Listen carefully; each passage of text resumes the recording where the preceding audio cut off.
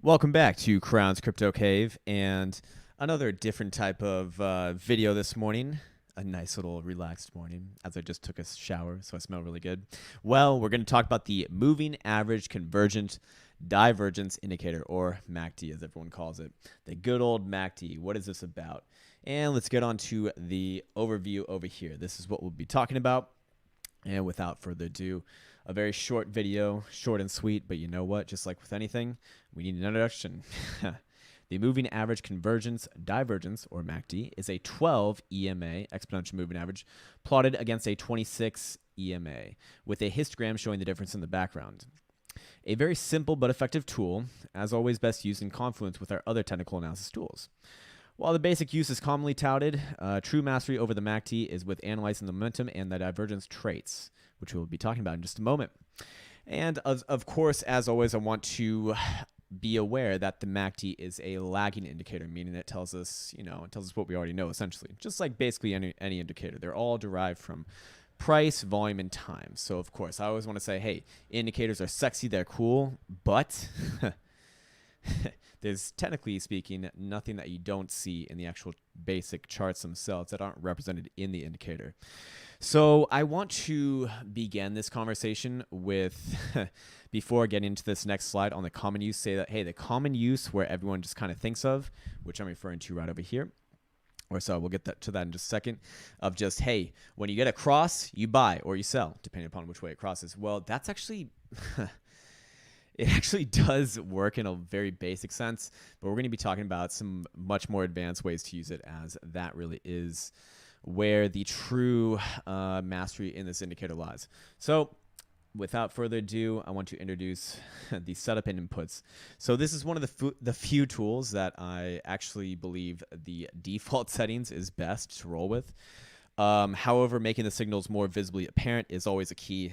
Me being a visual person, well, I can understand that, people have different, different things that they look for over there. Oops, get rid of that on the chart.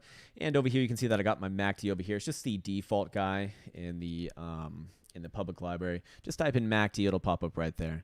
And then, as you can see, I have hit the gear icon right here. I have not changed any of the lengths, 12 and a 26, but I have changed the style. I've made the histogram nice and thick, which is exactly what I need. Sounds terrible. Then we have the MACD and then the signal. So the MACD is going to be represented by the cyan, and the signal will be represented by the purple-ish color. Made those a little bit thicker as well. Okay, back onto the good old slides over here. And the common use. All right, so the most common way to using the MACD is by analyzing the cross of the 12 and the 26 exponential.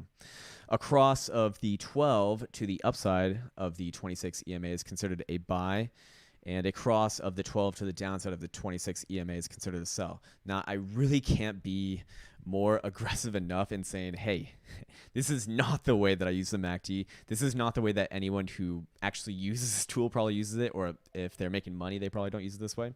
Or at least I'm going to hazard a guess on that. However, it does have some validity, but I feel like it's just for thoroughness of explanation, kind of have to go over this sort of thing. So let's go see how that works out in practicality. All right, so again, I'm just looking for when the cyan crosses the upside of the purple, that's considered a buy. When the cyan crosses the downside of the purple, that's considered a sell. And over here on the daily, which is admittedly a higher time frame, you do have, it ain't too bad. It actually ain't too bad, admittedly. You get some pretty damn good signals, right here. They ain't perfect. They're not perfect for sure. But they tell you to buy right here, and it tells you to sell right here. Not bad. I mean, you don't get the whole move, but that's trading, that's trading. And do you need to get the whole move to be happy? Well, you tell me. I mean, that's nice. That's a nice $6,000 or $7,000 or $8,000 move. Not bad. Then it tells you to sell right here, right around 19,000. Actually, almost getting the top for you, pretty much. And tells you to, and actually crosses up over here, actually around 16 to 17,000. But it's a little bit of a fake out. So you'll see there are ways certainly around this.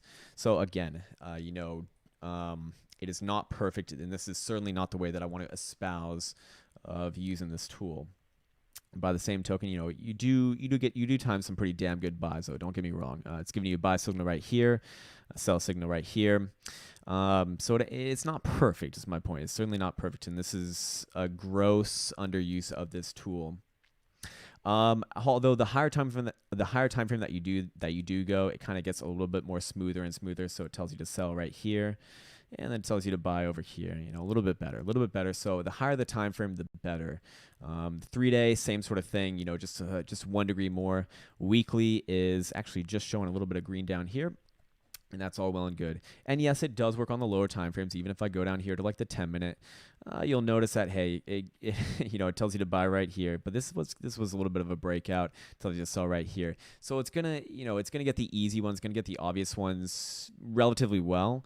What it's not going to do well in is consolidation. I mean, it tells you to buy right here. It tells you to sell right. I mean, it's just, you know, it's not really helping too much. It's going to be whipped around pretty easily by this sorts of sideways price action. So always want to talk about the disadvantages of using a tool like this, or perhaps the limitations is a better word. All right, so back onto our lovely slide, and let's get into the more advanced uses right here.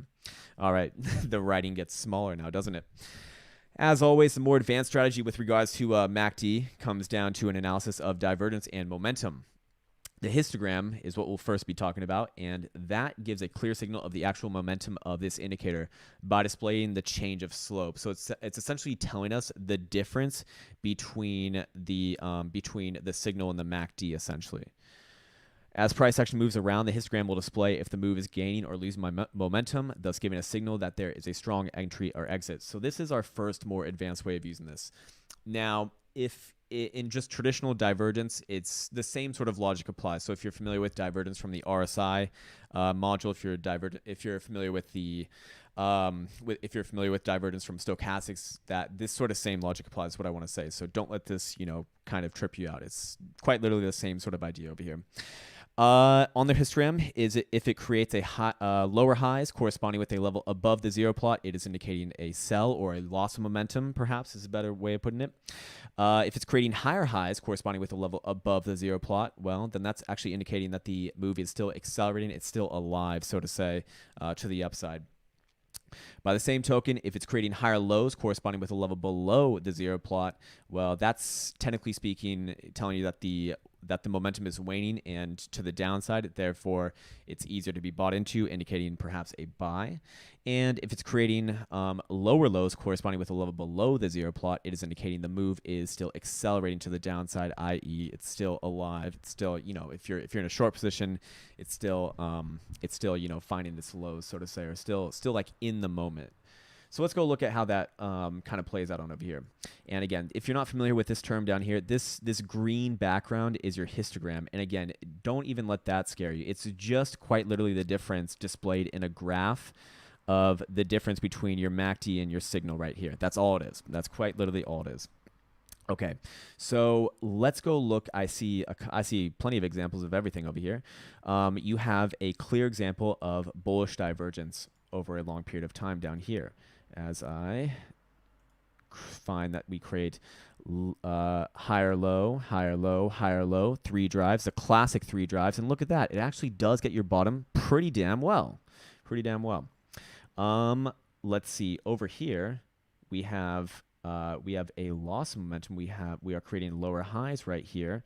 Boom, you're getting a higher high in price action, but a lower high in the histogram telling you that, hey, this move is losing its momentum, therefore easier to be sold into. And well, you do time a pretty damn nice down move all the way for about $10,000. Not bad at all. That's the beauty of Bitcoin being like $20,000. You know, a small signal like that gives you a cool $10,000. Not bad at all. Okay. See if we can find some more examples, as that's always a good idea. And let's see. Trying to find some good ones over here. Now, where else do we have? Maybe we have to go back in time a little bit over here. Or maybe, you know what we can do? We can go to like a 2-hour. Okay, because we can always look at the lower time frames. Yes, it does apply to lower time frames as well. And as you can see right here, in this consolidation right here, this sideways movement right here, you were once again creating higher lows on your histogram, correlating with higher, kind of like a slightly, well, they were higher lows on the price action as well, so it's a little bit of an unfair one, but it was telling you that the move was losing momentum to the downside, but technically not divergence by the definition of it, to be quite clear. What else do we have over here? Well, let's see. Let's see. We're making higher highs over here. No, you are not. No, you are not. You're making a higher high right there, and you are losing momentum. Look at that. You do crawl your way over here. In fact, you know, about the same, but again, that is divergence by the definition of it, because divergence, you know, you're getting a higher high in price action, but it's telling you that the same momentum took you there, i.e., again, the same sort of logic is saying, hey, if you got there on even less, on the same or a little bit less momentum, well, it's just going to be easier to be sold into because price action is a little bit higher. See if we can find another one, right? Oh, we have even one. We have like one within one, right? Higher low right here on your MACD and lower low on price action between right here and right here. And actually, I should be plotting this out right here as well. There you go. And to plot out the one that we just saw prior was this guy right here. Higher high. Now we have lower low corresponding with higher, like ever so slightly higher low right here. I'm gonna get rid of these one more time. And let's see, we probably have one, I'm going to guess somewhere around here. Yes, we do. So we got, let me just plot this out. We got lower low going from here to here. And what do we have over here? We have higher low, or about the same, you know, but again, that is, I mean, it's ever so slightly higher low. Again, it doesn't need to be perfect, but it's telling us the same thing. So an artist's interpretation is always needed in this sort of thing. So I'm going to take these guys off, and you know what? We're going to get to the next advanced use. Slope analysis. All right, so this one's a little bit more left of center, something that people don't talk too much when it comes to MACD, but we're going to go through a little bit of a mind-blowing thing. All right. So when we spoke about before, when you get the crosses of the EMA against the signal, every time that happens, I'm not necessarily saying that it's a buy or sell, but what I do want to be doing, as you see over here, is I want to plot a trend line between these sorts of things. So let's go back to the daily. It's going to be easy to see on the daily over here. And let's go, yeah, let's do the easy example. All right, so let's zoom in a little bit over here. You can see that, hey, you're getting some positive crosses right here. I mean, this is a little bit difficult to see, but you see one right here, you see one right here, you see one right here. Okay, cool. All right, so that was right there, right there, right there. Okay, so we can plot a guy like that, right? Plot a guy like that, and we can extend it further. Okay, but we also have, but when we really start accelerating over here, we really have this guy, as you can see. So let's go these two and plot this one out. Whoops, let's bring that back up and extend this out. And I think this one's going to give us what we need to see over here. And, well, you know, if you want to do one more, you can say you do have a cross right here. You do have a cross right there. So you actually could make this one as well. Yeah. Okay. All right. So A, B, C, basically. You can just A, B, C it out. Okay, so what are we looking for over here? Okay, back to the slides. Now, when the price action breaks that trend line, then a trade against it is executionable.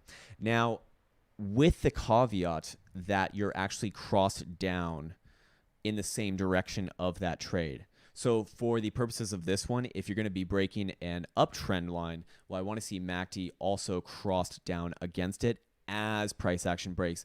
That is confluence. That is what I'm looking for over here. And let's see how this one plays out. So we got, let's use the obvious one right here. We got this guy, and you break the trend line right here, but it also correlates with a cross on your MACD.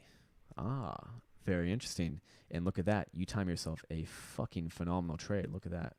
All the way down here. Okay, before you really don't even get a buy signal on this until right around here, actually. Okay, where's your next one? Let's look at this one right here. You have, you know, let's kind of zoom in over here. So you're connecting, so you got this low, and you're driving it up all the way over here. Well, look at this. Once you break this trend line, it's actually just more confluence because, you know, you would have seen this one likely as well, I'm going to imagine. I'm just going to make the assumption on that one.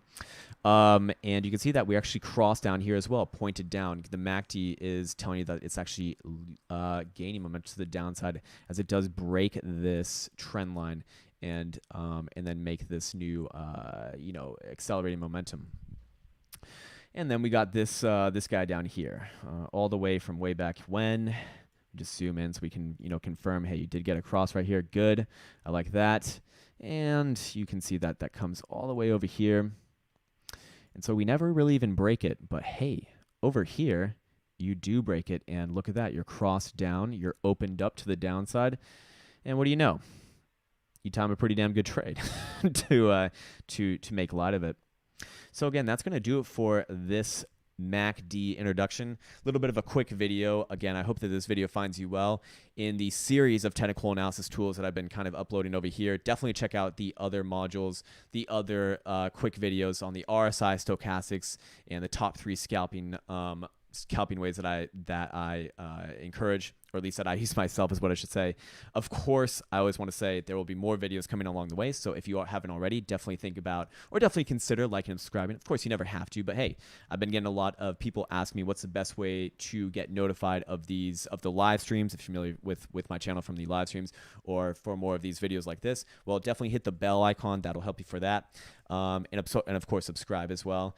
And I also want to remind you that if you're interested in more material like this, I do have it's getting near 30 hours now, technical analysis program. The link to that is in the description of this video if you're interested in something like that. Again, major investment with both time and finances with that. But hey, if you're the type of person that really wants to go deep and get this sort of thing handled, well, I would certainly encourage you to go check that out. Definitely check out the reviews. Definitely check out the actual curriculum and see if it's a good fit for you. I'm always available on Discord if you want to talk there. And with that said, it's been an absolute pleasure speaking with you. I'll see you in a live stream or little video like this soon. Take care.